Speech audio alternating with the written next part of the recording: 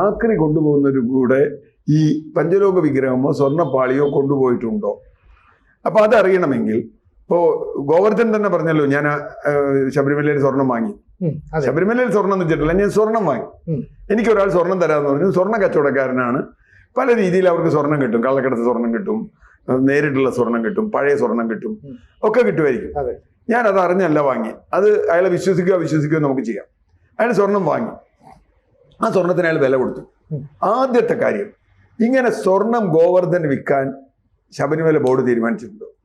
Sabarimala office തീരുമാനിച്ചിട്ടുണ്ട്? അതിന്റെ minutes വല്ലതും കണ്ടെത്തിയോ? അതാണ് ആദ്യത്തെ കാര്യം. ഇപ്പൊ വിറ്റു എന്നാണല്ലോ പറയുന്നത്. പോറ്റി വിറ്റു. വിൽക്കാൻ ആരെങ്കിലും അവിടെ തീരുമാനിച്ചിട്ടുണ്ടോ? അന്നത്തെ ബോർഡ് തീരുമാനിക്കണമല്ലോ, അല്ലാതെ വെറുതെ കൊണ്ടുപോകാൻ പറ്റില്ല. ഒരു തിരുവാഭരണ കമ്മീഷണർക്ക് വിൽക്കാൻ പറ്റുന്ന സാധനമല്ല ശബരിമലയിലെ. അങ്ങനെ ശബരിമലയിലെ സ്വർണം വിറ്റ് അതിന്റെ പണം കൊണ്ട് എന്തെങ്കിലും ചെയ്യണമെന്ന് ബോർഡ് തീരുമാനിച്ചിട്ടുണ്ടോ? ഇത് SITക്ക് എളുപ്പം കണ്ടെത്താവുന്ന. ബോർഡ് മെമ്പർമാരൊക്കെ മിക്കവാറും ജയിലിലുണ്ട്, ഇപ്പോൾ ചോദ്യം ചെയ്തുകൊണ്ടിരിക്കുന്നത്. നിങ്ങൾ തീരുമാനിച്ചിട്ടുണ്ടോ ഇത് വിൽക്കാൻ തീരുമാനിച്ചിട്ടില്ലെങ്കിൽ വിറ്റു എന്ന് പറയുന്നത് തന്നെ വലിയ ഗുരുതരമായ ഒരു കുറ്റമാണ്. ഒന്നാമത്തെ കുറ്റം.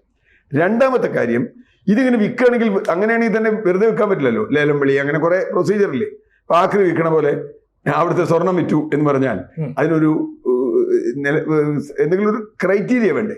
അതോ പോറ്റി പറഞ്ഞു ഇത് വിറ്റോളാം, പോറ്റി ഏൽപ്പിച്ചു വിൽക്കാൻ. ഇപ്പൊ നമ്മള് വീട്ടിലുള്ള സ്വർണ്ണാണെങ്കിൽ പോലും അങ്ങനെ ഒരാളുടെ കൊടുക്കില്ല. കൂടുതൽ വാർത്തകളും വിശേഷങ്ങളും നിങ്ങളിലേക്ക് എത്താൻ ABC മലയാളം സബ്സ്ക്രൈബ് ചെയ്യുക, ബെൽബട്ടനും അമർത്തുക.